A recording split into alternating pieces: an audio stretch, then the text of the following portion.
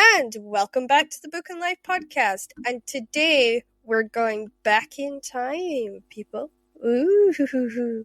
We're going to be going back in time with one of the most amazing Mills and Boon writers. She could do historical better than anyone I know, and I cannot wait to share this with you. And she's been a huge inspiration to me since I was suggested to look her up by Nicole Locke. So that'll give you a little bit of a teaser. But before we get into that, I have a quick advert for you all. And you know the advert. It is the Shadow book blurb for Time Guardians by Marianne Curley. The battle is over, the war is won. The prophecy complete, but life can't just pick up where it left off for Ethan. Struggling to cope with tragic loss, at odds with friends in the guard, he finds himself adrift, jumping at shadows, and sensing someone who can't possibly be there. Blaming herself for the goddess Lathina's death, Giselle swears revenge, and vilify the immortals' plan for world domination. But Giselle hadn't planned on love. And that leaves her with an unbearable choice. Should she follow her heart, or the strings of a goddess short on praise but high on expectation, who continues to pull her from the grave? As the Guard and the Order battle through the past and into an impossible future, darkness lurks around every corner. The fight for the world's survival rests with just one. Is it friend or foe? Who stands in the shadow? And a quick reminder that The Price of Freedom by Rosemary Rao is having a partial of her royalties is being donated to the Ukraine refugee crisis, along with her agent donating her commission for that novel. So make sure you check that Roman British crime series out on any platforms you can get novels, but you can also find it in most bookstores. Now, let's get on to the fun stuff. We've got a woman who can make your knees wobble, your hearts race, and your palms get sweaty. And that's not just the beginning of it, people. We're going to be going back in time today with Sarah Mallory. Welcome to the show. It's good to be here.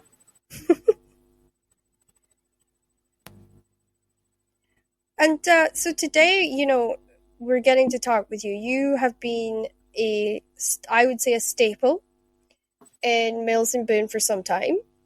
You've written some great stuff you've sort of done research into Georgian and Regency periods, and you've really put in, I would say, your homework for your novels and your work. And I think that's going to make the readers here very excited. And you really like remote Scottish Highlands, which touches my heart. So I cannot wait to talk about that with you. Okay. I believe you've got a book that's just come out called The Laird's Runaway Wife. Would you like to tell us a little bit about that book and how, what inspires you to write it, and how did you end up doing the series? Well, my publishers, they've sent me some copies now.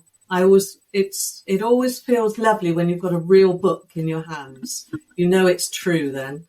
And The Laird's Runaway Wife it's the last in the Highland trilogy that I started after moving to the Highlands of Scotland. I was inspired. I had to write something. I just couldn't not write it. And Scotland is absolutely full of history, but it was after spending most of my life indulging in the Regency and Georgian period England, suddenly I had to learn a whole new lot of history for Scotland. And the first in the trilogy, Forbidden to the Highland Laird, is set much earlier, in about 1715, 1719. And then I move on to this one. The next one was set around Culloden, because you can't ignore Culloden. It's such a massive part of Scottish history.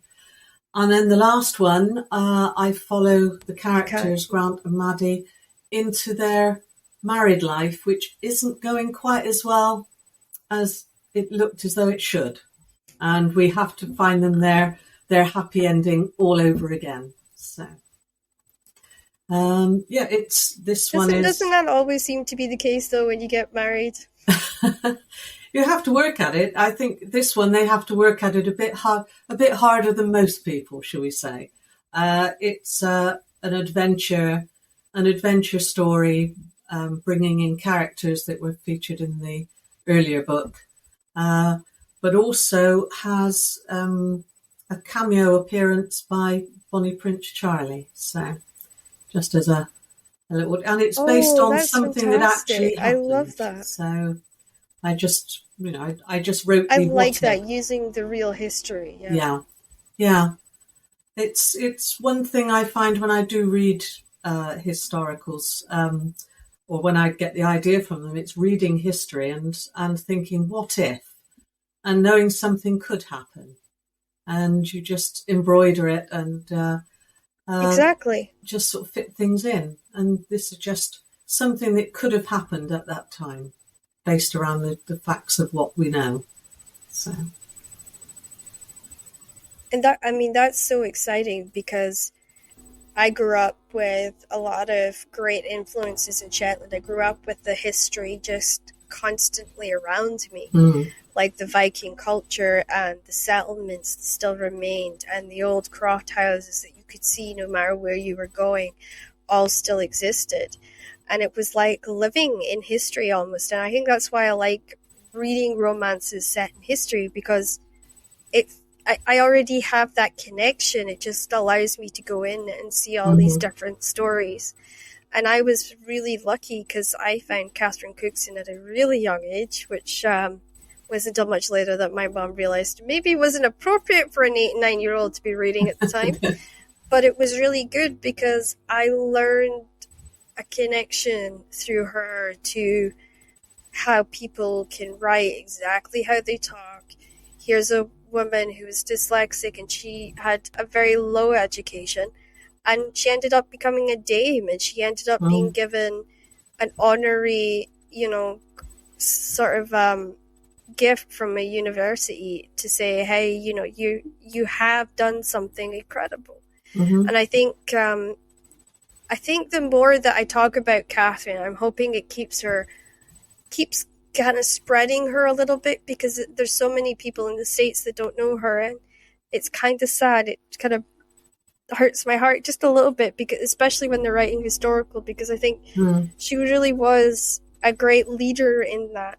And now I get to sort of see other great writers leading the way, like yourself and like Rosemary Rowe, and she's Rosemary Aikens now, but Rosemary Aikens, and I get to see Nicole Locke and all these great writers continuing to fuel that beautiful historical stories that we would be completely lost without. And history is such an important part of our everyday lives. I think it's great to see more people capturing that and allowing it to grow. Yes. Yeah. And your book just sounds absolutely amazing. It really does. Well, I like to have an accurate historical background. It's like a tapestry. It's like the background, and then I weave the characters onto that.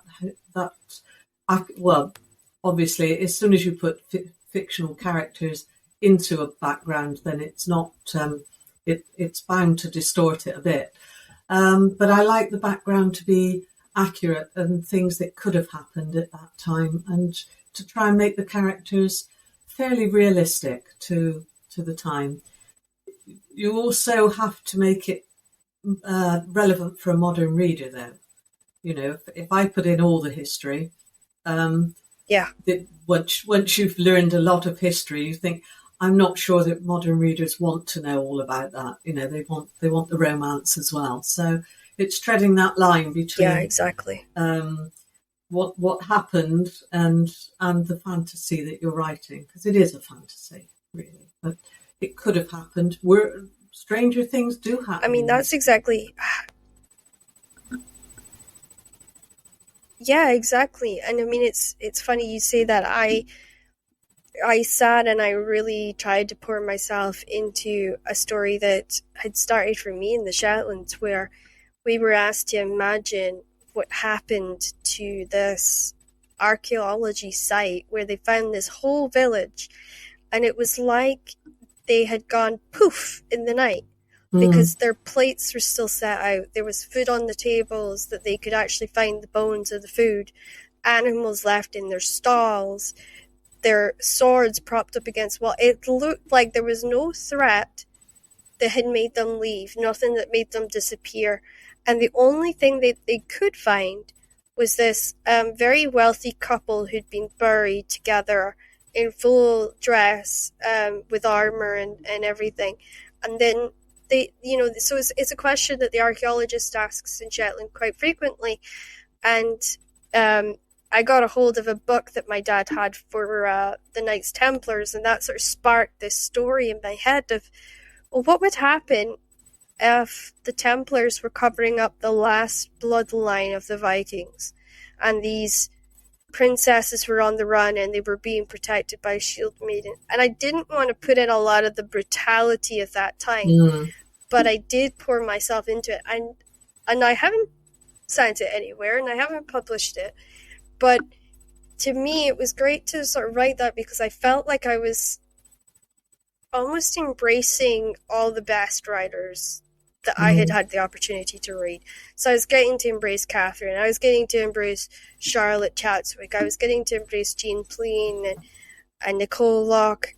Nicole Locke actually, kind of kept prodding me to go write it. And then now I get to talk to you about it, and it's amazing. I love this author world because you meet so many fantastic people, and you're certainly one of those. And yeah, and I just love the fact that we're kind of getting to share more of this Highland history that I sort of realized recently that a lot of people don't know, and our history's been very edited, and people are starting to really believe that, what happens on Outlander, is the exact history of Scotland, which it's not quite. No. But it's nice. And I think when we have somebody who's, and I said this before we came on, who writes with a certain accuracy and originality like you, it's keeping that Scottish belief and life and history alive. And I don't think there's enough thank yous in the world that I can say for someone like you to keep doing that for us as a Scottish people and a Scottish society. So thank you for keeping very nice of you the actual history alive, but making it fun, so you're spreading the message. Yeah, it was it was fascinating to read up and find the detail. But I mean, there is so much Scottish history, and a lot of it is very bloody, I must admit.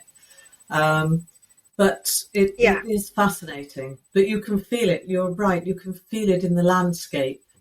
And when you're travelling around here, it lends itself to strong stories, especially adventure stories, I think. So yeah, it's fabulous.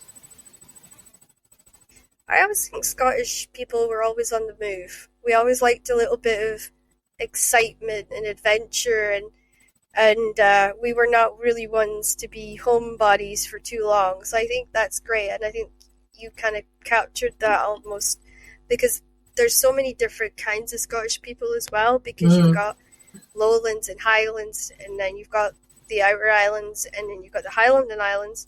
So everywhere is different, and I think the more that we kind of educate people on that, because it's the same with England. I mean, England's not just all one kind of English. You all have your own individual things that you have that makes England great, whether you're in York or whether you're down in London or whether you come from Bath or Kent or the Lake District. Everyone has a uniqueness to them. Yes. And essentially it's nice that we're able to now kind of educate people that Scottish, wherever you are in Scotland, there's always we have a trait. We have this beautiful trait of wherever we come from, we kind of take it with us wherever we go, and we kind of spread it around. And I think that's great.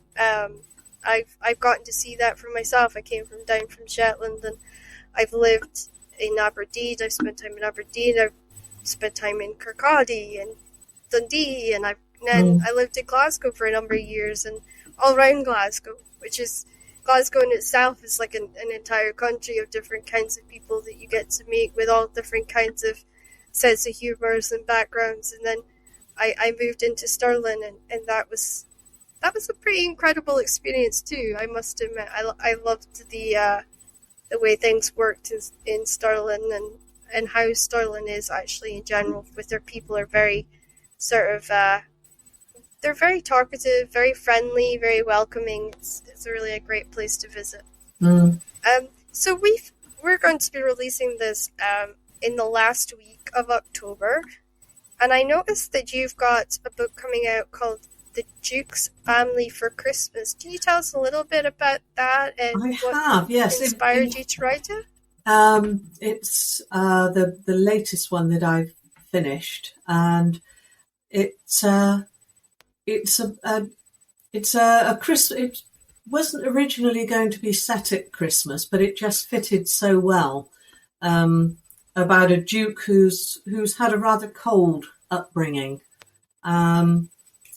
meeting a young woman. I don't want to give the plot away too much, but he wants to reclaim his son, and the young woman that he meets has to really teach him a little bit about family life. And it just seemed that Christmas, although Christmas in the Regency wasn't really like we know it today, there were some Christmas traditions like decorating the house.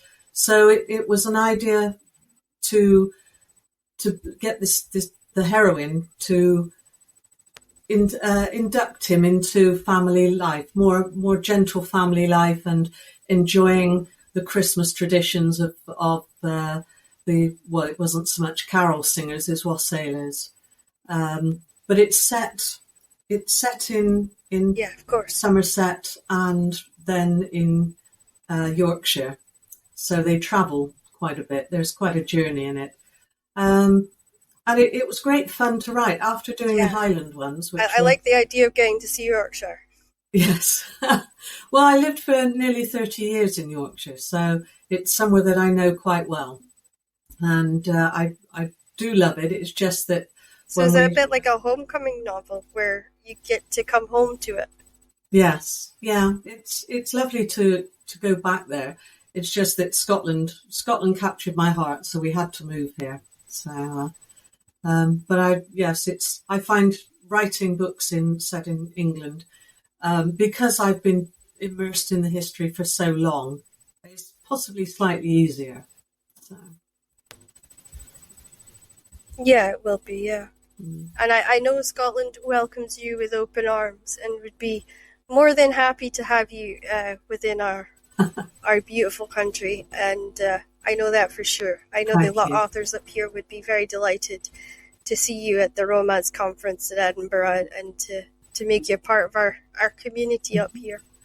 Well, I can't make the conference this year, but it's something... And I do really look forward to that one. Yeah, I should. I've certainly met lots of authors because I'm a member of the Society of Authors, and there's a Scottish branch, which part of it they meet in Inverness, one section sometimes, and also the Romantic Novelists Association. Yes, and they have a Scottish branch. So I do keep in touch with authors locally, which is lovely. So yeah, it's definitely home now.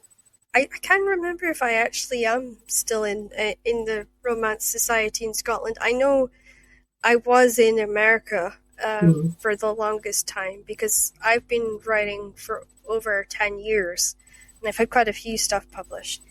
But I always find it's very difficult to keep track of what group you're in or what group you're sort of talking to, especially if you're really knee deep in a novel or you're head deep in a novel, because everything but the novel, exists. Nothing but the novel exists, and it's you're in there is I don't like to say you're in it to win it, but I can't think of a better saying really, because you go in there and you're telling this story and you've got to keep going until it's finished, so you kind of forget about the world outside. And I think it's awful because I have a terrible habit of forgetting, oh, what romance group am I supposed to be talking to?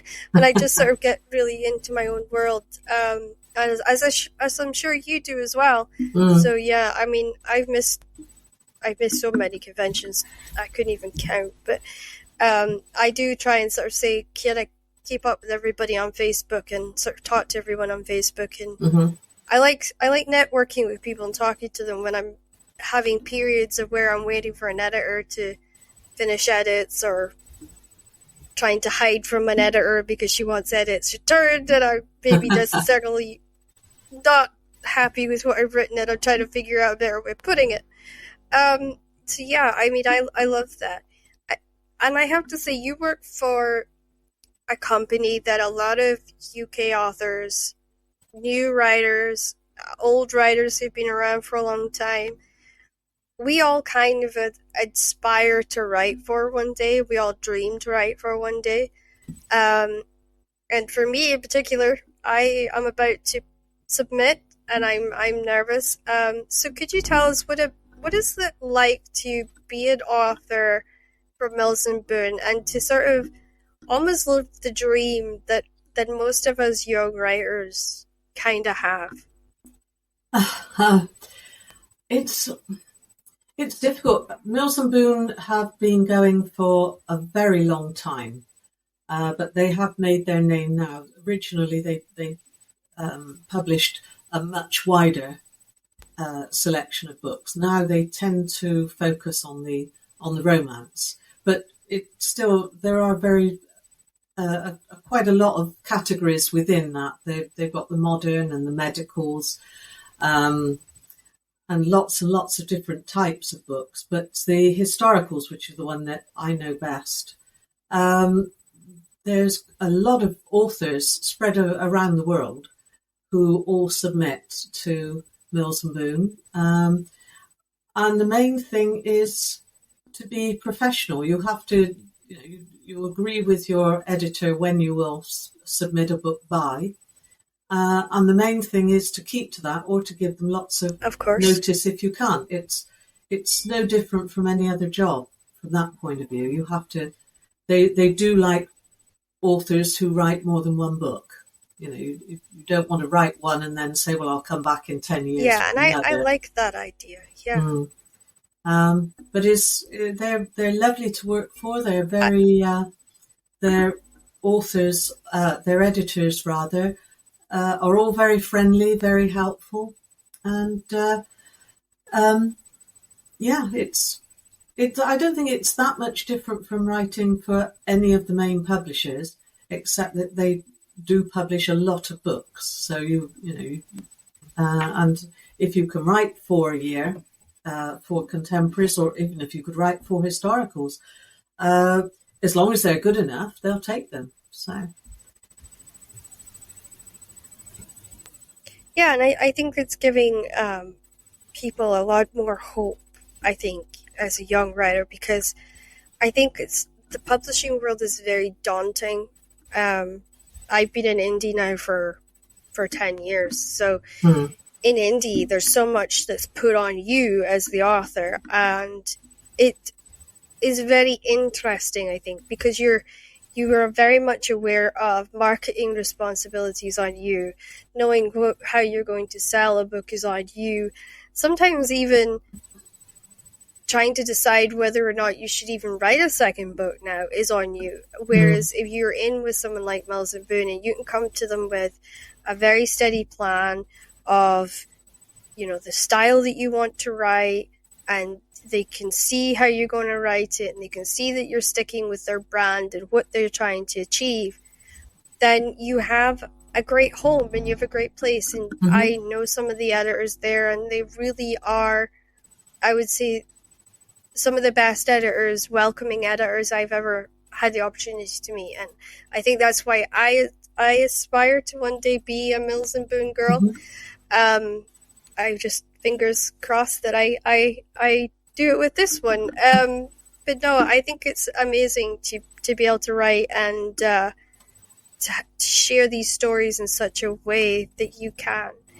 And for me, I'm very prolific, but I have a tendency, I struggle to stay in one genre. So I think that would be slightly more my challenge at Mills and Boon, because I might, write too heartwarming, and then I'd be like, oh, I fancy doing a medical, or I fancy going and doing a modern, or I quite fancy going and writing, a historical. I don't think they'd object to that if you had a different book, as long as it fitted one of their categories. They might be quite happy, but it's something that they do. You can discuss with them. But the main thing about submitting to Mills and Boon is that if the more information you get back, don't take it if they reject your book, but they send you reasons why. It could well mean the more information you get, the more it means they like it. They're not going to put in fact, I think it's for most publishers. Exactly, yeah. They're not going to put a great deal of effort into a rejection letter if there's no way they'll take that book. They'll probably politely say it's not for us. If they say it doesn't work because of this, this, or this, then you look at it and think, if I change this, this, or this, they may well take it. And sometimes as an author, that's difficult because it's your baby that you've sent out. And to have someone, it feels like criticism, but sometimes it's just little tweaks that are needed to make it fit in with what they're looking for and what they think will make it a great book. So the main thing is not to be disheartened. Yeah, I mean, I was lucky. And they really are good at like sitting with you and going through with you what it is that maybe is wrong with your book, and if you can figure out a way to fix it, then it is something that you can take on. The book that I got, I sent them was one I put a lot of effort into. I'm a very big fan of Grey's Anatomy, and I'd written this story about this young doctor who wants to get into diagnostics, and I had done all my research and I'd put together this really good story, and she falls in love with the guy that's head of the department. And of course I didn't realize that there was pirate elements to falling in love. I thought if you just fell in love, you just fell in love. And they came back and they said, there's a power differentiation in your novel, and unfortunately that's not going to work for us. And I've never published it anywhere else. I've always said it was my Mills and Boon book, but I could never figure out a way to fix that. And I had set it up so that I could have done 4 different books with these different characters who fall in love with different members of this hospital. But it was the first one, just the fact that it was a young junior doctor who falls in love with the consultant, just to them was a power struggle, and they couldn't get over that. And still to this day, I have not figured out how I'm going to fix that. Like, what would be the way to fix that? So maybe one day, if I can figure out how to change that so that it works without the power differentiation, I will definitely resubmit it, but I have not quite gotten that far with it yet.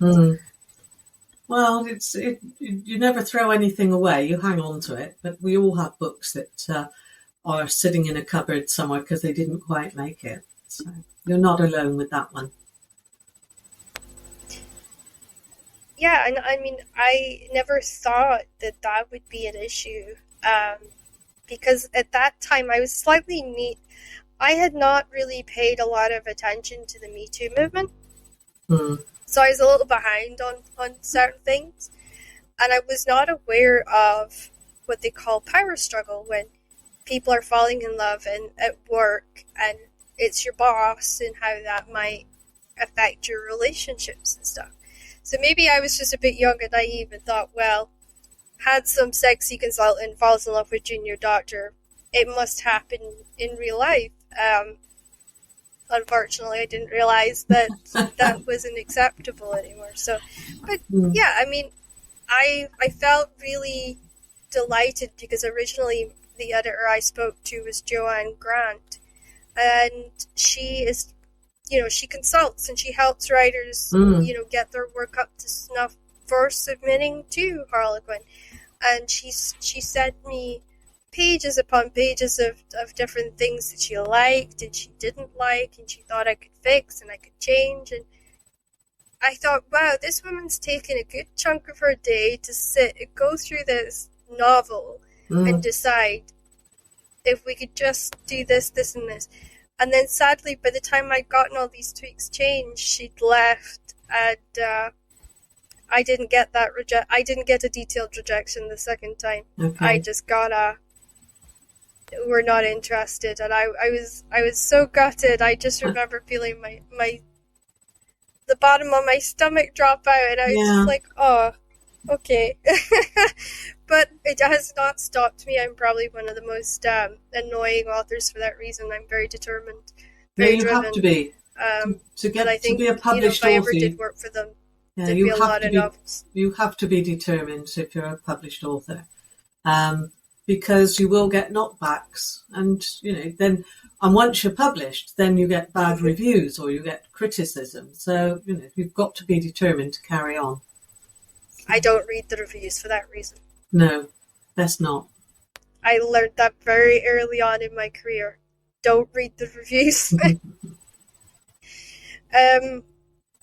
I've had, reviews. I got trapped because when I released a novel, I was set up with a bunch of groups with Goodreads, and it just happened to go wrong.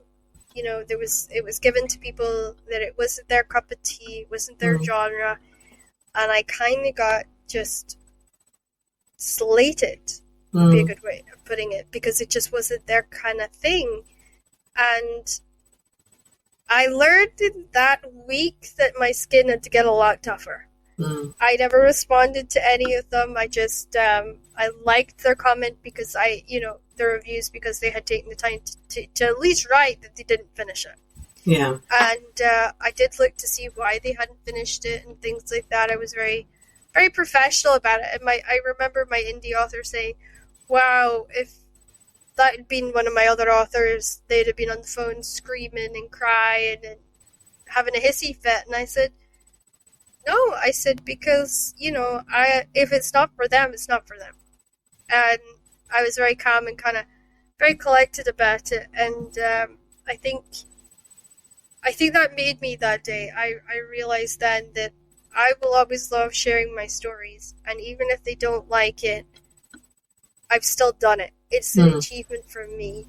And when you get to kind of know my struggles, I think that that's what makes it super important. How was it for you when you first wrote your novel for Mills and Boon? Was there nerves inside of you when you handed it in? Were you excited? There's always nerves. What was your thought process going into it? I just the last one was possibly book 36 or 37. I can't remember for them. And I'm just as nervous now sending it off as I was for that first one. I think I'm not so nervous now that they'll reject it out of hand, but they may want a lot of changes. So, you always have nerves on it. So, yeah. Well, I think that's incredible, because a lot of authors will, sometimes say, oh, I don't get those nerves anymore. And I think to myself, you've got to have a little bit of nerves, because I know for me, like, anytime I'd be published a lot, and I know different places that will publish me, and I don't really necessarily have to worry about rejection. But at the same time, I still get those butterflies. I still get that awful feeling in my gut that they're going to turn around and say, this needs changing or that needs changing. I don't think it ever goes away. And for me, it's kind of like an excitement roller coaster. Do you feel that too? Yes. Like you get that That sort every of like feeling that you're going up and up and up and up and up, and you just don't know whether you're going to fall yeah. or go higher. Every book is exciting when you start it, and then when you've finished it, it's exciting to see if you can sell it, if somebody wants it, which is always brilliant. I don't think if I didn't get the nerves, then I wouldn't be putting in my whole into the book. I think, it's. It just feels that Exactly. I really don't want to get complacent about the writing. I need to stay on edge about it.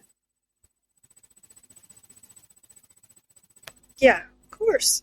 So, what would you say your ultimate dreams are for your books? Like, do you have sort of like in your mind a dream of what the books will achieve, or do you have an overall dream in your mind as an author of where you would like to be in the future?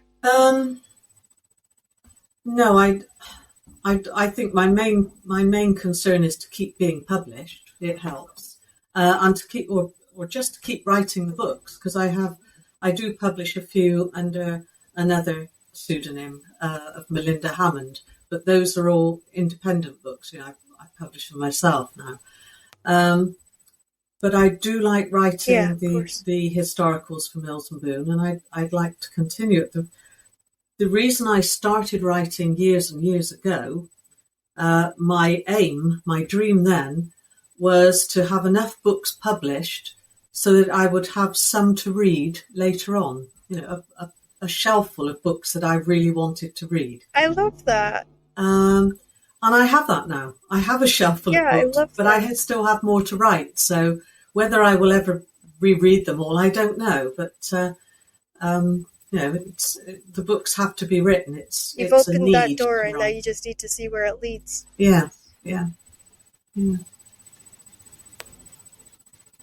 I know that feeling. I wanted the same idea. I actually had the very same idea. I wanted to have stories that I could look back on and I could reread, because there wasn't stories that I wanted to read. There wasn't a lot of sports romance back in the day, and I still think today there's really not that many sports romance novels out there.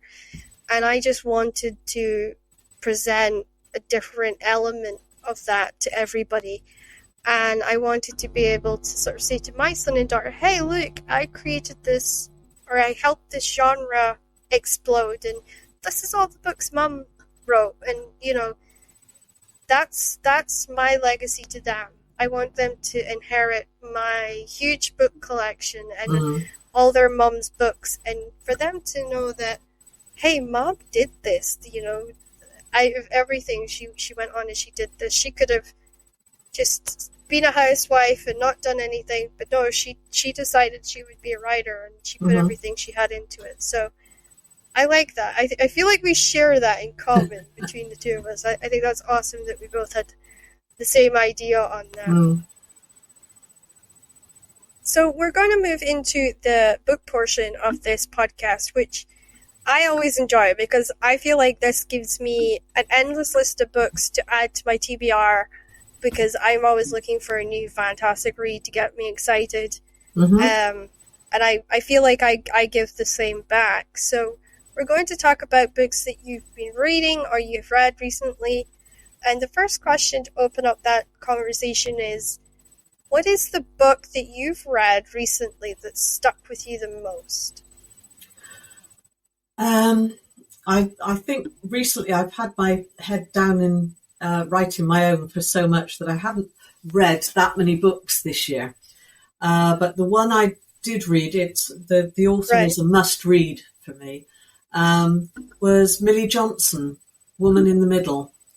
And I'm not sure, maybe it's to do with my age now, but and situation, but the story is about a woman who is sort of caught between her aging relatives and her young family, and trying to work out her own life in the middle of it.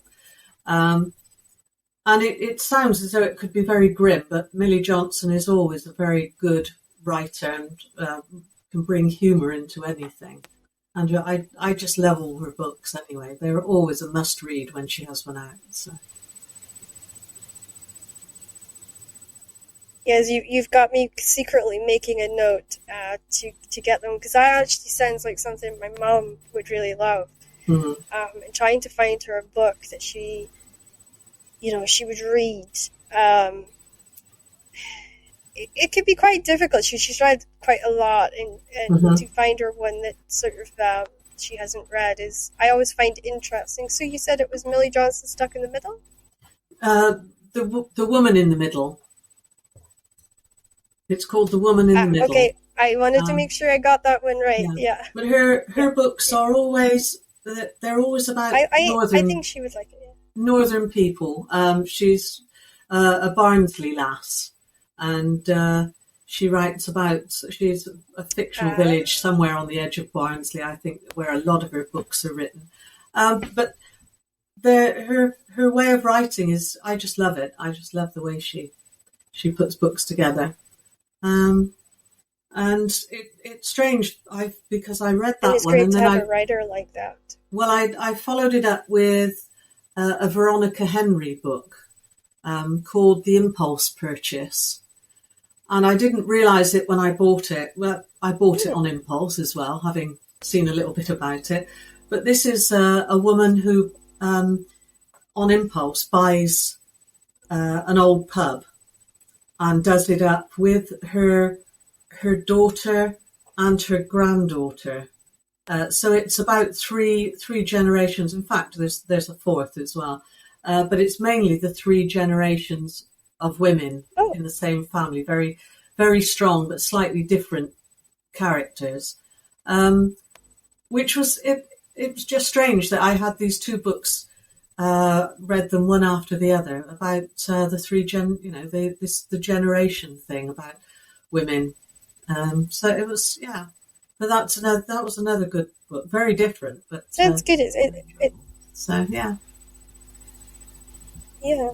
It sounds like you had a sort of a need to be filled in a certain area, and It maybe may well that's have what's been it. I drawing mean, you I to tend to to buy books that on, series. I buy books on serendipity. I read see something, um, and yeah, I've read a few of Veronica Henry. I haven't read all of hers, but the Millie Johnson, I just know that when I pick them up, I will read it to the end. So, which is always a good sign.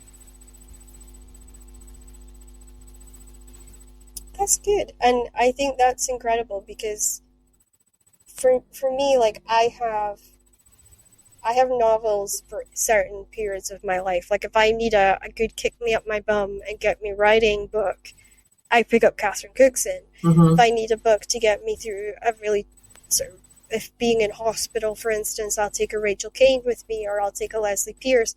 People I know that I can just read, get lost in, forget about where I am, forget about what I'm dealing with, and isn't going to give me nightmares when I fall asleep. Mm-hmm. I've also learned, don't take brand new authors I've never read before into hospital with me, because it can spook me. As I discovered, I got sent an arc for Fiona Cummings, Mm-hmm. and she did I think it was Bone Collector, and I Yeah. was nervous the entire time I was in the hospital because the serial killer was the janitor. And there was these two janitors that used to come to the ward all the time, and I was always nervous. I was like, why's Yeah. this guy always here? So I made that Yeah. mental note of don't Yes, that take I new can imagine authors, that would spook you books you out. didn't read the blurb of, into the hospital. Yeah. Yes, I Yeah, like. I yeah. I do was have. like, oh, okay. Yeah. I do have my comfort books, comfort reads. So, the books that I reread tend to be Georgette Hare mainly, because that's, she is the best on Georgian and Regency as far as I'm concerned. So, um, and I still reread them. My copies are falling apart. I've had to buy one or two fresh where they've broken so much, but I don't I've been too busy to reread them recently, but Yeah, if I need to escape and I need a comfort read, that's probably who I'd go to. and I think we've all been through so much with COVID that we all Mm. kind of need that that level of comfort, that escapism, Yes. so Yeah. that we can feel like we're safe and secure with everything that's been going on. Did you find it more difficult to write during the pandemic, or was it not an issue for you? No, I found it incredibly hard, and lots of my author friends found it difficult as well. It was very necessary because it's good to, but it was harder to get into the book and sort of cut out the real world. But once I was in the book, I was that like was that fine. too. Yeah. But yeah, I just found it much more difficult to, you tend to think, what the hell am I doing? There's all this horrid stuff going on in the world. Why am I wasting my time writing a romance? And then you think, well, no, this is providing escapism for other people who need that get out, that comfort, and that escape. So it is quite necessary to do. I know that from the feedback I get from people. So it is. But it can be difficult to and immerse that was a big push for this. Yeah. And that was another reason that I did this, was because I wanted people to have that thing that they could put on if they had like chores to do, driving to do, if they just wanted to lock the world out for an hour or two and just get away. And yes, I know my podcasts are a bit long because some of them are an hour and a half, and I think I've got one that's 2.5 hours. But it's good because you're listening to two authors having a conversation, tackling topics that don't get discussed really at these conventions or events. And it's great because you get to be that sort of fly on the wall. You get to learn about all these different books out there that you'd never otherwise have heard of.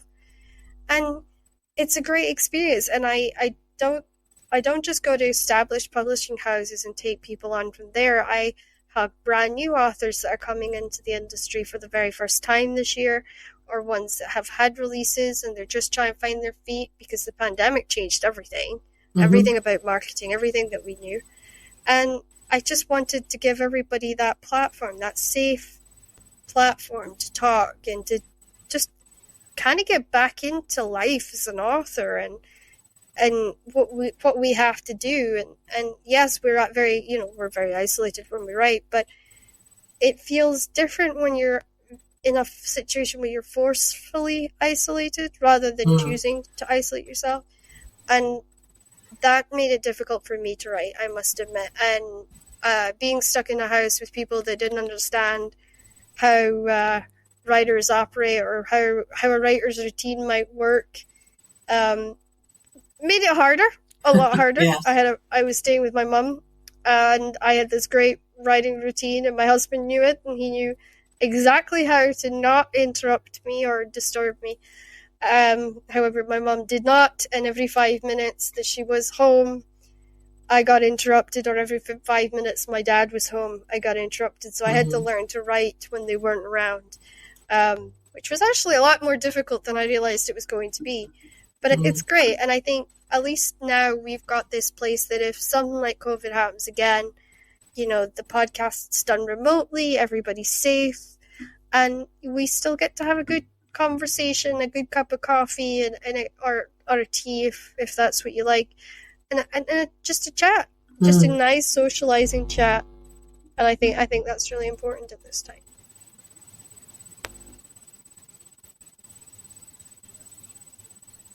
Who do you wish that, if you had time, you could just sit and enjoy? If you could just choose an author or a series, who would you pick to sit and read?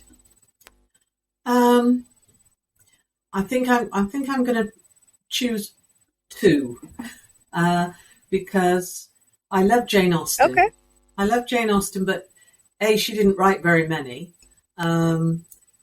I don't have that much time for rereading them now. I mean, I possibly know them very well, but I'd love to sit down and just savor the language that she uses and her way of writing.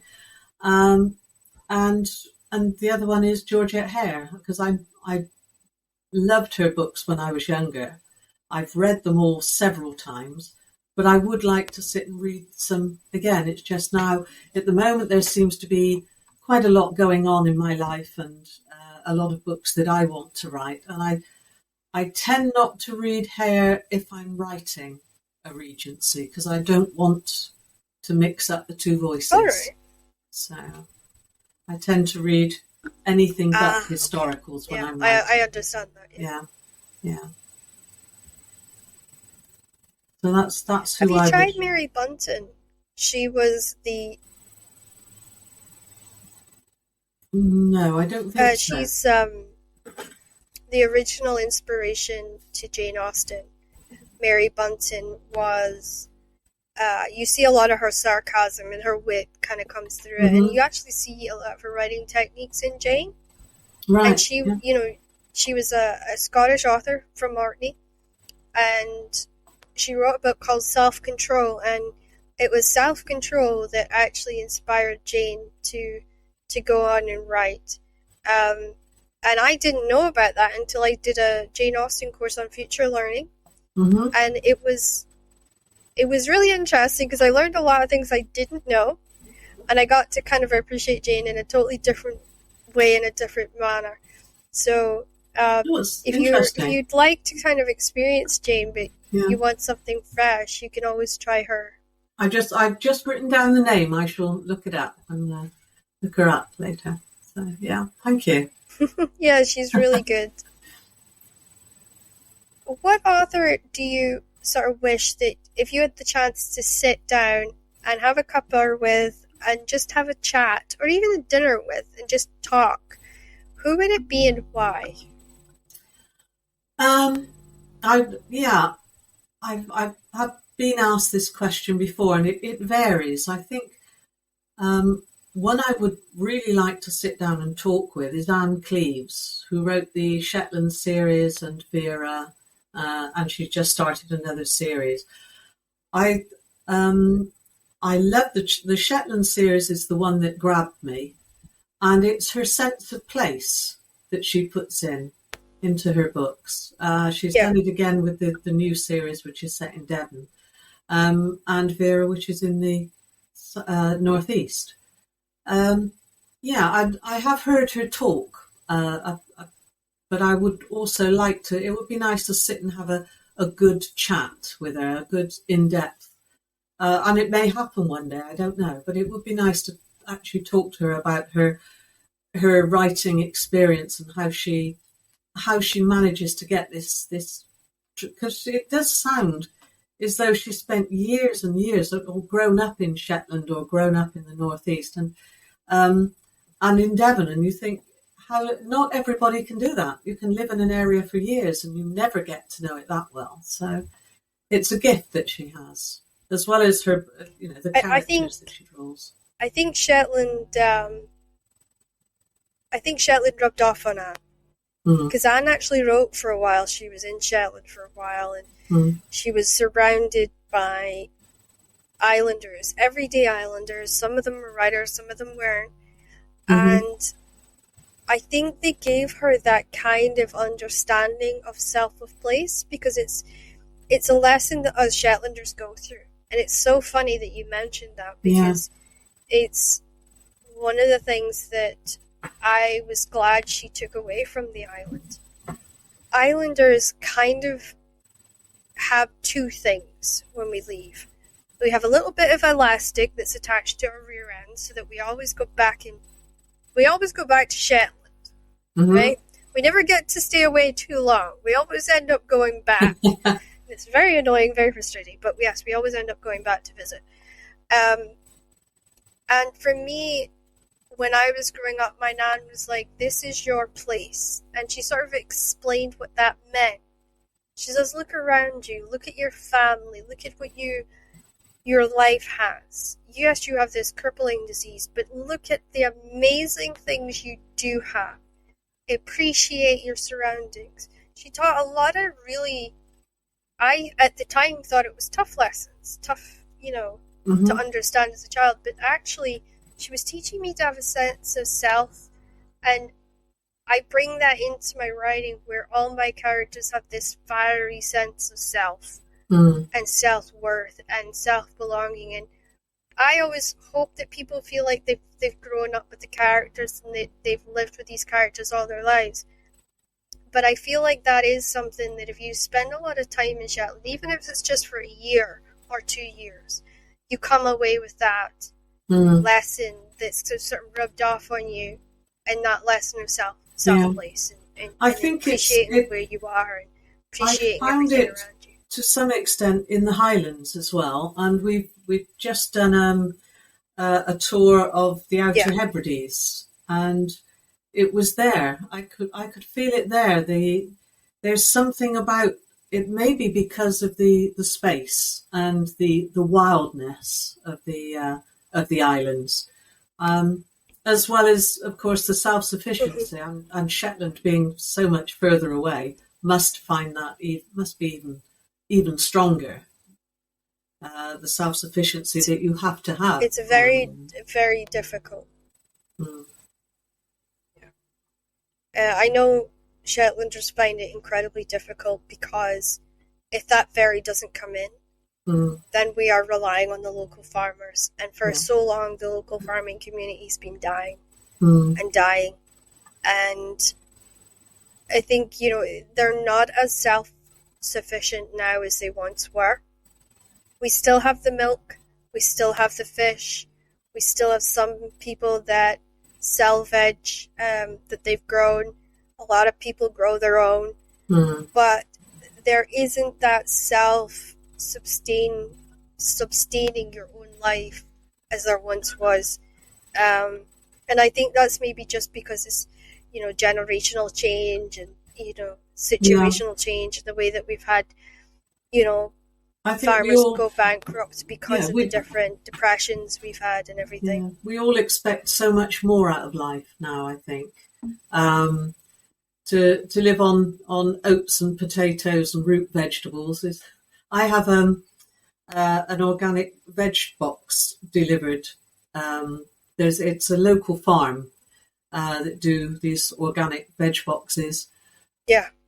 But I know compared to other places further south, it's quite a narrow range of foods that they can supply, because you can't grow it up here without having huge polytunnels and things. So, and I bought books of polytunnels in Scottish. Shetland's quite dangerous. Sorry?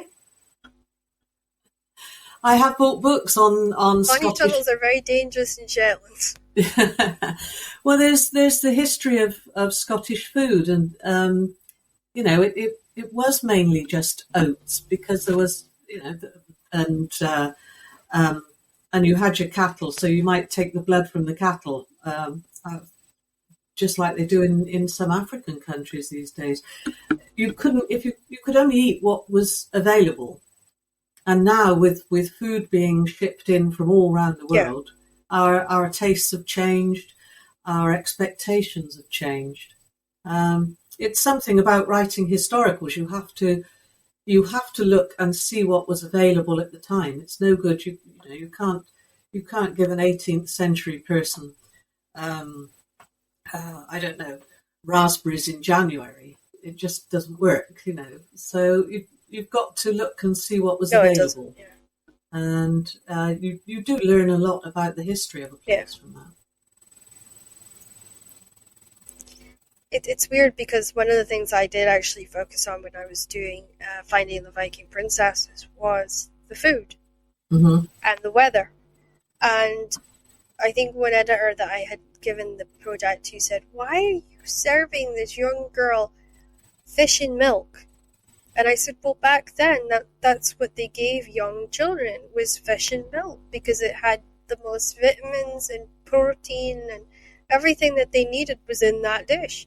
And kids were not picky back then, because they knew if they didn't eat what they were given, they starved. So, that was my first realization that maybe I had hit upon a staple. And hearing you talking about that as well, it almost reassures me that the steps I've taken down that historical route is maybe more correct than I thought. Like, you've given me that kind of hope that I've been Mm-hmm. ticking the right boxes as I'm going along.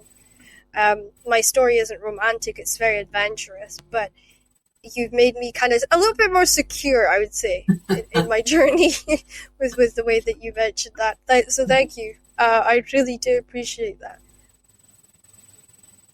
What authors, past or present, have influenced you, inspired you both to read, but also to write? Past and present, mainly because I write historicals, it's probably mainly in the past. I think discovering Jane Austen as a teenager was one of the highlights. Before that, one of the first books, Yeah, of course. the adventure books that I really loved were the Biggles books by Captain W.E. Johns, which are First and Second World War Oh, aircraft books. They're adventure stories. yeah. And they were yarns, My mainly grandfather liked them. supposedly for boys, but they were just easy to read, adventurous, and well written. It was your archetypal page turner, with some really great characters, a bit of humour, a lot of adventure, and always a satisfying ending. And I think that's something that holds That's true what you today. want, That's though. what people want from a book. So yeah, those were the sort of the first ones. And then Yeah. as I grew older and I discovered Georgette Hare, her Georgian and Regency books, I loved them. Once I'd finished reading them all, and in the 70s, when she died, I'd read everything, and then I thought, I need to write this because I can't find anybody else who does the same. So I'm going to have to write my own, and that's when I started writing. So, I mean, I was writing things before that, but not the I love not that. not the Georgian and Regency that I actually love. So, yeah. Do you think that you maybe will try other genres later in your life now that you've kind of discovered writers like Anne Cleeves and sort of I those amazing writers? I did try. I tried writing a contemporary once, but and it turned into, well, I've written two, but they're both dual time. They had to have a link with history, both as Melinda Hammond. Ah, One okay. was Moon Shadows, which is a woman who is haunted by a 17th century, 18th century rake. And how it was Oh, meant to be a wow. Right, contemporary yeah. love story, and then I found that it worked better to have the dual time and have this sort of ghostly figure in Yeah. it. And the other one Sounds was amazing, actually. they're both, I've both published both of them as Melinda Hammond on Amazon. The other one is Casting Samson, which is it was the story of a village fete, but it's tied up with the finding out something about the church and links with the medieval village, and part of it goes back to the Crusades. So I had to put different things in. I had Oh, to I put some like history that. on it, Yeah. but yeah, I mean, I sort of subtitled that one "The Vicar of Dibley Meets Ivanhoe" because that's what it was. It was a modern day village fete story, small village with very quirky characters, but also to do with the Yeah. Crusaders. So they were slightly different, but everything Yeah, seems to have a that's little actually really historical good. edge if I'm writing it. So. That's great, and it's good to hear that you kind of always had that feeling of what genre you were going to write in and where you were going to go. I think that's very kind of like encouraging for a lot of other writers out there too. So, what time would you visit if you could go back in time? And if you could go back in time, would you go back as a writer? Would I go back as a writer? Ooh, probably not. Yeah, so you Uh, can observe and take notes and write stories. um, I think I'd love to go back to the Georgian times, but only if I could be a woman of independent means, um, which would narrow the Ah, field quite okay. a lot because there's being a woman in Georgian times. There were some strong women, but mostly they had to have some money uh, Of behind course. them. So otherwise, Yeah. they just had nowhere to go. So yeah, it would be interesting. But I've read enough about it to know that it would be quite uncomfortable as well. Um, even just the idea of getting Yeah, toothache. I think it would be, but it would be an experience, yeah. It would be an experience, Oh, yes. yeah. Like, I think as writers, we all like to have that experience. Have you tried doing there's this little holiday that you can do, and you go down to Bath and you live for 7 days in the clothes and in the sort of time period as Jane. So they Mm, have these dinners and the dances, and you get to almost live that lifestyle for I think it's a week. And at the end, they have this big ball, and you get to wear these big ball gowns and really experience kind of what their lives were like for 7 days. And I mm. like the sound of that, but you still have some of the creature comforts of a decent bed and a toothbrush and that kind of thing. But it's still, I think that's a lovely experience, and I would love to do it, but my Mm. husband is not so keen on it. So I've might I've be heard of might be it. a time where me and the girls save up and go for it. Yeah, I like I like my comforts too much, I think. But I do when if we have a power cut, and we used to live in an old farmhouse up on the Yorkshire moors, and we would have power cuts, and once the power was off for about 3 or 4 days. So it was candlelight, and it was learning that you cannot Yeah. read by the light of one candle, but you can read by the light of five, and Nope. things like that. So, you can learn a lot by doing it. I'd just rather use my imagination and just keep my creature comforts all the time, I think. So, very happy with that. Yeah, it's funny you mentioned the candlelight thing because I never actually realized that. And I was staying with a friend, and they were out in the country, and everything went out. Mm, Absolutely everything went out, and they had this gigantic wood burning fireplace, mm, well, burner that they had that kept the house. You talk about warm; it was very toasty. It was like being in the Mediterranean, I think. yeah. And we were trying to have fun just by candlelight, and I realized I couldn't read, and it was almost like a moment of horror. Mm, Like, wait, they all talk about reading by candlelight. Crap, there's not enough light with this candle. Maybe I'm just too blind to read. But I managed to get up into a window because everyone was asleep and I couldn't sleep. And I got up into a windowsill, and the moon was just out that night, and I mhm. could just make out the words with the help of the moonlight. Wow. So I was I was saved and relieved. But yeah, I Mm. know what that means, But and I'm I've spending a lot wondered. of time in Shetland, I don't know especially if about my you, my but mum and dad's I old house. remember. I Um, remember we when used I to was get a a lot of power cuts. So yeah. But I remember when I was a child reading under the bedclothes with a torch. And then you think, what would an 18th century child do? They couldn't do Yes. that. They must, like you, they would have to find a window and read by moonlight. You certainly couldn't put a candle under the bedclothes, could you? So, Which would be horrible with our weather because, yeah, our weather's been like so horrible that you wouldn't always be guaranteed to be able to do that either because we get a lot of storms in the UK. mm, The moon doesn't always make it quite out, no, so you could almost imagine the child sitting on the windowsill tapping their little foot on the windowsill waiting for the moon to come out yeah. and it being very obstinate and not coming out, and the the child almost having an argument with it.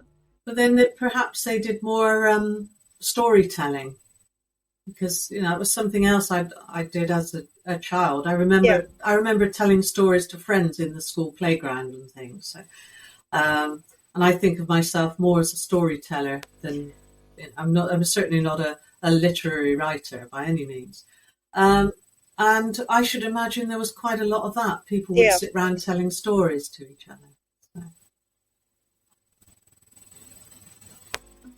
Yeah, I mean, I just recently did a course, which is my BA honors open degree, and one of the things that we actually do talk about is, the fact that storytelling, fairy tales in particular, started in French saloons with women who would sit around and they would try and outdo each other with stories, in fairy tales, light stories, and I almost imagine us as kind of like the modern version of those women in the saloons. I would love to have gone back and been somebody that got to sit in that saloon and tell stories and be a part of that. I think that would have been a version of our writers' retreat or something like that. Well, I have the impression that Scotland or certainly the Highlands had quite a tradition of at Cayleys and things. Someone would tell a story, and I should imagine storytellers were in Yes, great that's right. demand if they were any good. So it's a very ancient art. So Yeah. And when it's like, That could be a quality of one of your future heroines. You could have her be, the most desired prize just based on her talent to tell stories. Isn't it a bit That like could be Scheherazade? a great concept for you. It's an idea, yes. Yeah, you'll have to let me know if you write that one, and I'll definitely read it. Has there ever been a book that you've picked up and you just wished that you hadn't? I think there are probably quite a few. Sometimes they're so well written that I feel totally inadequate when I've finished it. And there are others that once I pick them up, I can't put them down because I really want to know what happens at the end. One of the writers I like for that is Christina Courtney, who writes, I think she does Vikings as well as sort of slightly supernatural books. You sold me just by saying Vikings. Yes. and Nicola Cornick, who she started as a Mills and Boon author, but she's moved on now. She does historicals and sort of dual time and things. Books, if I pick up a book and I have to finish it, Millie Johnson as well is one. Sometimes I know I've got a deadline of my own and I will get up earlier, especially early in the morning, so I can finish her book so that I can then get back to writing mine, because I know I can't finish until I have to finish that before I can get back to my own. Until you know what's happened. Yeah. I like that. It's a true sign of a reader. A true sign of someone that loves novels and books is if you have to finish it before you can move on to your own thing in your own, life. I really admire that. It's a sign of a good writer as well. There are a lot of books I don't finish, so.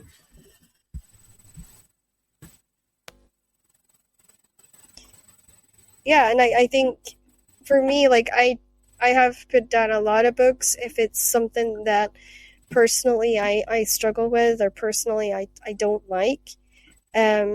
But I always find that I'm the same. If I start a book, I always try my damnedest to finish it. But I am terrible because sometimes I get myself stuck in awful situations because I don't read the blurb. I always just pick up the book and read it.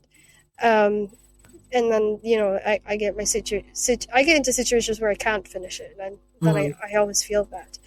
So going into the writing section of this podcast, how would you go about creating the atmosphere or creating the darker parts of your story? The parts that keeps the heroine and hero apart and kind of makes it almost tense for the reader as they're reading and hoping that the two get together. I think you can create the tension in a lot of ways. There has to be some form of external, I like to have external tension. Like very often the weather can be stormy, which or a dark night. Those sort of things Yeah. can cause tension. And you know yourself, if the weather's blustery, that can just make you feel just slightly on edge. If it's very grey, overcast, and blustery Yep. outside, and then it's the characters, their inner feelings. Very often they're not sure of, they may be falling in love with the protagonist, but they're not sure of if their feelings are reciprocated, or they are positive that they are not reciprocated. And there's sort of external factors keep them apart as well as the internal. I know with romance it tends to be an internal struggle a lot, which is very much to do with the character. You have to build it in, like with my the Duke's family for Christmas. The Duke, this Duke, his father was a very, very hard, villainous man. I won't tell you what he did, but he was horrid. Yes. And the children were left at the house. The Duke and Duchess were off gallivanting and visiting friends. Spent very little time at home. The children were then sent off to school, and when they went home for the Christmas holidays, because there were Christmas holidays, but because it was a religious holiday rather than anything else, and they had no Christmas. They didn't miss it because they'd never had it. Yes. So that puts him in a much more reserved and distant space to the heroine, who's been brought up in a very loving family, with loving parents and a totally different lifestyle. So there's that's going to keep them apart. They have to come together and understand each other. And it's about the Duke learning to relax a bit and to maybe to find his inner child a little bit. So it also sounds like he needs to learn to trust as well. Like, I think trust is a part of that. Like, he has to trust that she's going to stay there, or that the child's not going to be ignored, or he's not going to be ignored and forgotten about. I get that sort of sense that you can almost see that layer as well. And I think that's a really good layer to have, because it adds to the struggle that they're having, and the struggle that they're going to continue to have, really, to the till they find that moment of true understanding for one another. And I really think to me, it's really good. To me, it's the foundation of a good romantic story, because these are problems they would have had back then, but it's also problems we have now. Yes. And it transcends times. Yeah. It's a really good layered kind of situation. What inspired you to pick the type of romance that you write? What would you say was the driving force for that?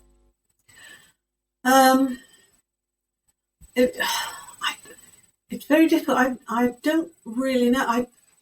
They're not heavy. Well, they are fairly emotional stories. Obviously, to have a romance, you have to have the emotion in it. But I like to have an element of fun in them, and adventure. I think it comes partly from growing up in a house full of boys. I was very much and in a street full of boys. I don't think there was another girl in the whole street.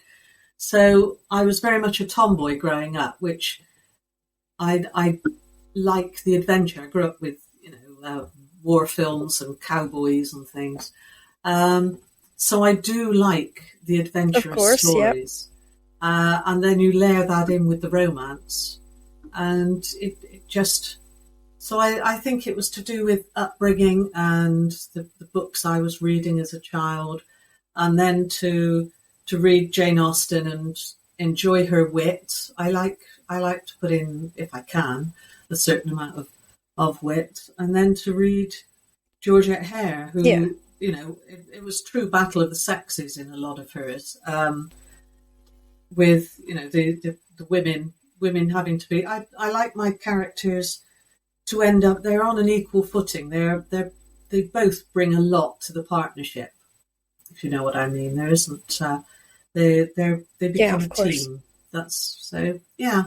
So that's the kind of books that I like to read and the ones I like to write. That's a really good answer, and I think so many readers will kind of feel that connection because it's a similar thing. Like they're drawn in a certain way because of their upbringing, or to a certain genre because of the way that they've sort of been brought up too. Mm. And I think a lot of people are going to connect to that. So when you put your books together, for you, is it like a movie, or do you get like a jigsaw puzzle that you've got to put together to tell the story? It's a bit of a mix, really. It usually starts like a movie because I usually have an opening scene that's quite clear in my mind, the premise for the story. And I know it's going to have a happy ending, but I've no idea what the future scenes are going to be. So it is a bit like a movie where you just you watch it and it evolves as I write it, really. But occasionally there are jigsaw moments because, especially writing historicals, there might be events that I have to put in certain points, but there will also be Yeah. incidents in that are vital to the plot that need to go in, and I know they need to go in, but it's where and how I fit them. So it's a bit of a mix, really. I'm definitely what they call a pantser. Yeah, no, I I start a for book. me it's I don't know where it's. I know basically where it's going to end, but I don't know how we're going to get there. yeah, no, they did that makes perfect sense, and I think a lot of people have a either a mix or they're one or the other. So Mm. I think it's unique to every single writer, and I like to ask that because it kind of gives everyone an idea that they're not alone in the way that they themselves are writing. So I think that's kind of why I asked that. Which character have you written that stayed around with you the longest, or has hung around the most since you started your journey? Now that one's really difficult because I've written so many books now that the characters. I like to write the book, and then when it's finished, I go on to the next one. I think it's probably Maddie, who is in the Laird's Runaway Wife, because she was also the heroine in Rescued by Her Highland Soldier, and she is quite a strong character. She's French, who comes to Scotland at about the time of Culloden, but she's sort of the daughter of an adventurer, so she's had quite an adventurous life, and then she settles down with Ah, her Highland soldier, and then gets involved in another adventure, and I'm not sure she will ever stop. I probably won't write another story now for her, but I feel that she could, unknown to me, get involved in a lot more adventurous things. Maybe it will translate into her children. I don't know. That's something for the future. it very well could. Yeah, Mm. yeah. Is there a character that you wish you could have written more about? Um, I don't know. I'm not really too sure. I think I like to see them happy. I like to do the story, and then I like to see them happy and leave them in a happy place, and then move on to someone else. So um, most of my characters, I could write more. I'd like to write longer about them because you become quite attached to them. But usually, by the time I'm finishing up Yeah, of course. one set of characters' story, the next characters are knocking on the door saying, "Hey, it's our turn. Come on, we need to get cracking on the next one." Yeah, no, I know that feeling. It's quite frustrating, really, because you really do Yeah, want to. Once the book is finished, I want to crack on with a new one. So. see, I have this very annoying character because I've not finished his book, and I have to take breaks from him because he drives me absolutely insane. But he floats in and out of no matter what I'm writing. So if I'm writing and he gets an idea of something he wants told, he'll just randomly sort of walk across the scene and he'll be like standing in the corner tapping his foot going, I want to speak to you, or you need to come write this down, or do you know what I mean? So he has probably the biggest book I've ever written, simply because of how big his character really is. But at the same time, it's like he's never quite done with his story. So I'm a bit scared to end his story in case he doesn't go away. So yeah, I always like asking that question. Because I just never know, like, you know, if somebody else is dealing with their very own Harold or not. So yeah.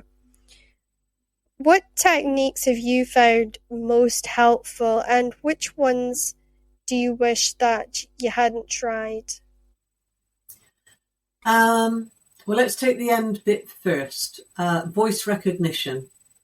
I did try it a long time ago. Oh, yeah, right there with you. But I really do not like hearing my own voice.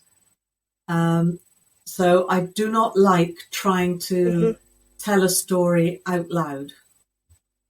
I'd much rather be typing it. And I mean, I can even type, possibly because of being my secretarial training, I can copy type. So I can type with my eyes closed. I sometimes do. I don't know if other people do this. I have heard other authors do it.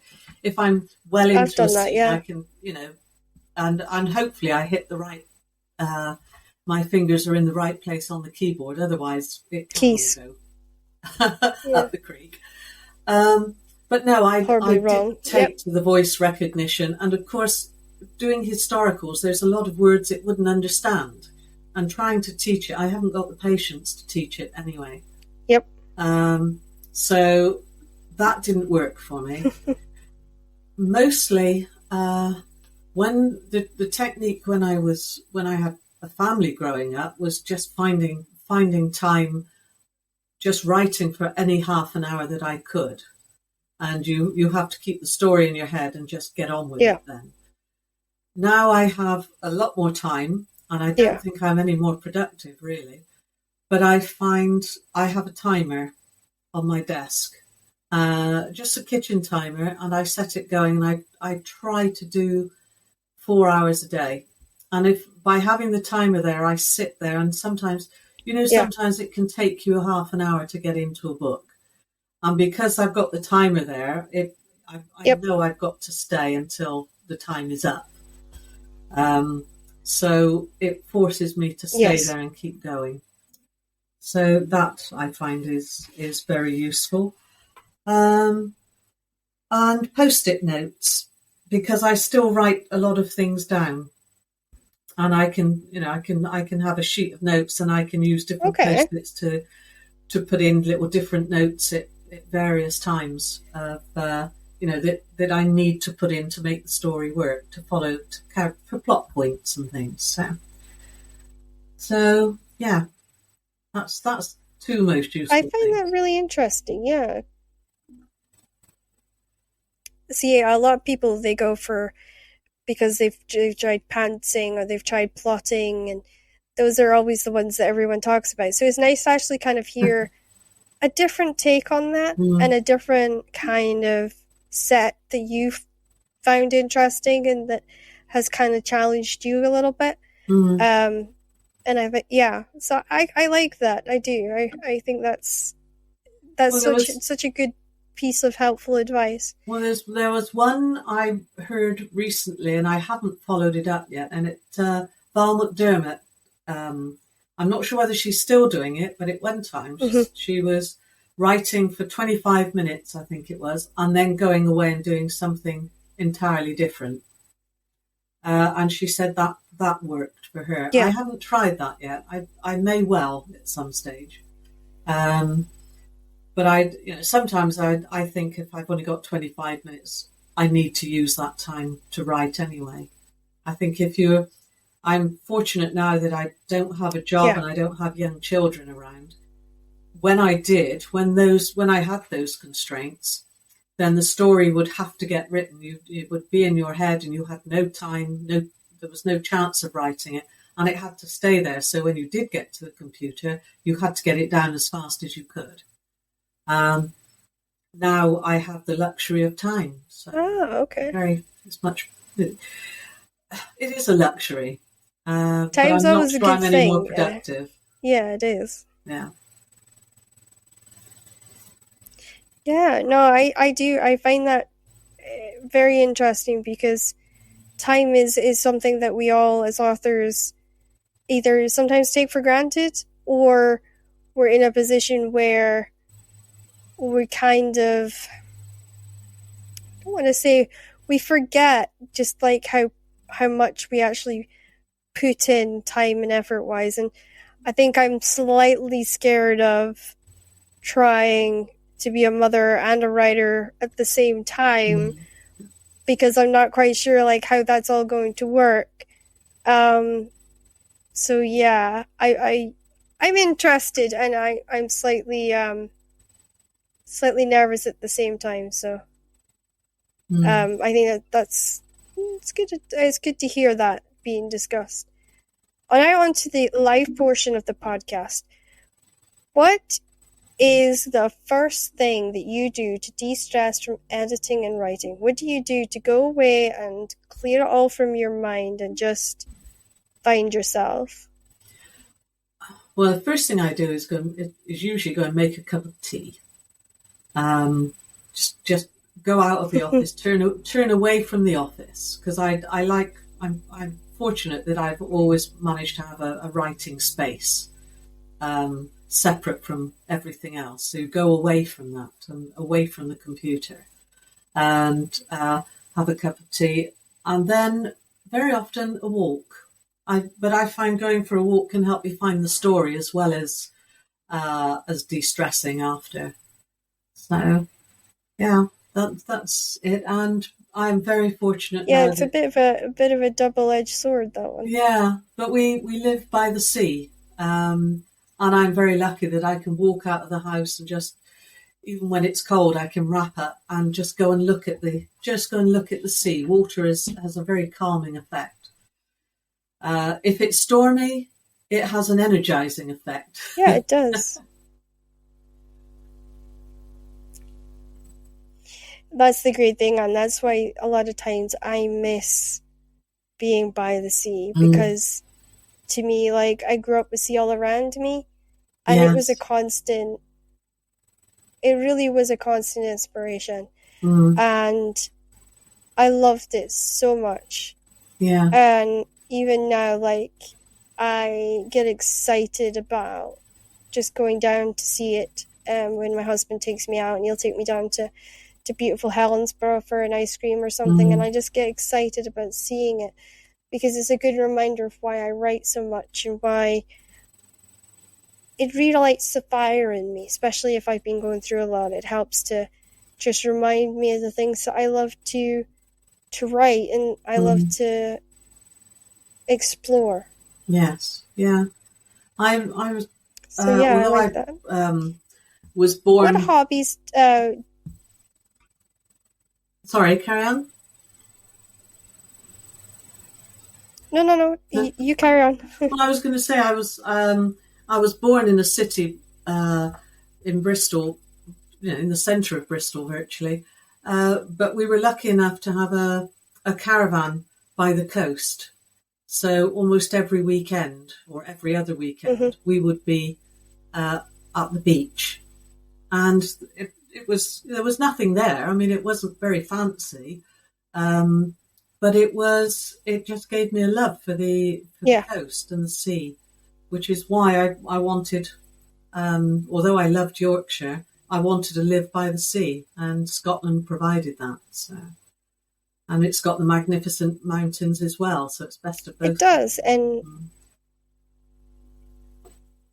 Yeah, it's got so much to offer, and you can stay in one place, and you can have mountains, you can Mm, have ocean, you can have everything just in one area if if you find the right spot for mm, you. And I find that really interesting and grateful to have. Um, so yeah, no, I'm with you on that. So, what hobbies do you enjoy, and which ones do you wish you could explore more? um, hobbies. I think right. The history was a hobby of mine to start with. So that's and it still is, but it's now so connected with the writing that I don't think of it as a hobby anymore. I do like playing the piano, not very well, but I like playing it. And I'd like to explore. I'd like to do that a lot more, but I haven't. I don't think I've got the patience or the time for it. So I just, I play around on it Right. occasionally. Yeah. So yeah, No, I get that. For me, I go and I sew, I cross hmm stitch, or I yeah, diamond paint, or I have a few other things that I'll go and I'll do, yeah, and it's just really good to relax and to kind of find myself mm, and just be me for a yeah, little bit. yeah, And I don't know why that is, but it just gives me that way of detaching myself and just enjoying me and enjoying like the peace and the quiet and all the mm, things that I love. yeah, So yeah, that's what I go and do, and I find it's really helpful when I have writer's block mm. to go and do that. It is there like, are you somebody that likes to craft? And if not, is there other things that you do to sort of have a creative cleanse? Um, Craft. No, I like cooking, but it's mainly out of necessity to start with, because when you've got a family, you've got to cook. So and now we can be a bit more adventurous. Yeah, So I like to relax by cooking. I can knit and sew, but I don't do it a great deal. I did start a jumper at the beginning of lockdown, and I finished it at the end of lockdown. So I'm not a fast knitter. I find I get distracted well, by too that's many other good. things. Yeah, but I can do these things, but Well, you they still don't did it. interest me. That's something to be proud of. Yeah, yeah. Yeah, I mean, my grandmother was a professional knitter at 8 years old, and Mm, I think she always drummed into us, I think she took on sort of knitting as a way to teach us how to, if you start something, you always got to finish it. Um, and that was her thing. Like me and my cousin, we were sort of the frailer children of the family, and so she always kind of took it in her head that we needed to be more ladylike, and we were going to mm, live these more um, ladylike lives where we weren't going to have as many stresses or any as many worries. So it was really important to her to teach us to sew as a form of relaxation and the repetitive movement to calm our minds and take our anxiety away. And then, sort of on the other hand, she was teaching us that if you start something, well, you have to finish it. mm, Um, and I would say my most I would say some of my best life lessons came from her, because she did have that tendency to teach me a little bit more about things that I wouldn't have thought about until now, till I'm this age, and I kind of look back on all the times that she taught me these different bits and pieces, and I kind of feel grateful. I might have hated doing it in the moment, but now mm, I'm very grateful that she took the time to mm. to teach me. I myself have a long term illness that makes me slow down and appreciate the day. What makes you smell the roses? What makes you enjoy the day? I think just moving away from the desk and taking a little bit of time out. I just find it's important to sit down. Um, away from everything and just gather your thoughts. I don't know what makes me do it. I think it's just occasionally I feel I need to sit down and regroup. So, and it usually involves a cup of tea as well. So That's good. I drink a lot of tea. Yeah, I'm a bit of I'm a coffee connoisseur, so I know what you mean by that. So, do you have a favorite place to curl up during the day, like your garden, or to go to a cafe or a reader's nook, to just spend some time with yourself and maybe read or just have a moment of peace and quiet? Yeah, my favourite place now is it used to be when we were in Yorkshire. There was a chair we had a wood burning stove, and curl up in a chair by that would be the ultimate luxury. I used to enjoy that. But now we've got a chair by the window, and it actually looks out over the loch. And it's a sea loch, so it's the weather is always changing, and the water is constantly changing. And just to sit there is wonderful.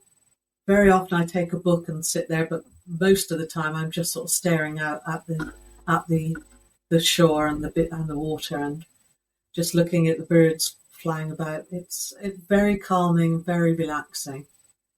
So yeah, that's my favourite place. Yeah, I like that. It's a really nice place, and it's a really good answer. So now we're going on to the fun part, and this is where all the listeners get excited because they love to hear the sort of weird and wonderful answers we've had over the show so far. And it's the word game. Mm-hmm. So I'm going to give you a list of words, and the first word that comes to your mind or pops up in memory, just let us know, and we'll have some fun. So the first word that I have is mint. Oh, toothpaste. Mint. I like that. Toothpaste. What about brandy? Brandy, I think of rake. Rake is the first word, as in Georgian libertine rake, because they always seem to drink brandy. Oh, okay. Now you'll not need me to explain this one to you. Hot toddy. The hot toddy, the whiskey, fire, a cosy fire, a fireplace. Yes. A real living fire. Yeah. Hot chocolate. Chair. I think hot chocolate and a chair. You sit down and you enjoy your hot chocolate. Yeah, that's what comes to mind for me. I see where you're going with that. Yeah, that's a really good answer. How about coffee? Friends. I like having coffee with friends. That's what comes to mind. If I'm making coffee, it's a relaxing thing. Yeah.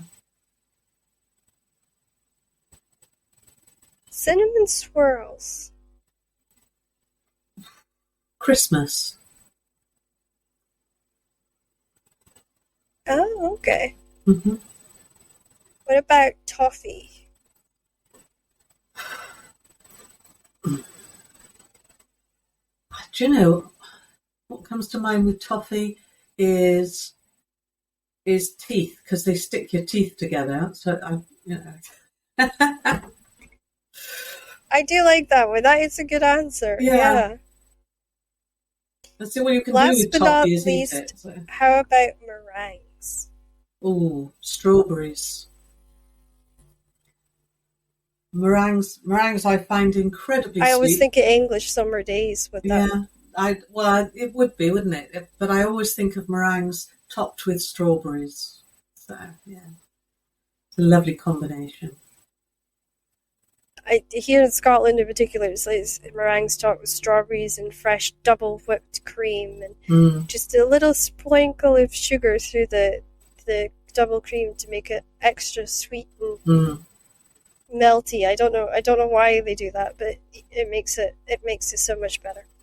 Well, that's the end of our podcast, everybody. Thank you so much for being with us today, Sarah Mallory, and I look forward to spotlighting one of your books in our romance review, which is going to happen in November.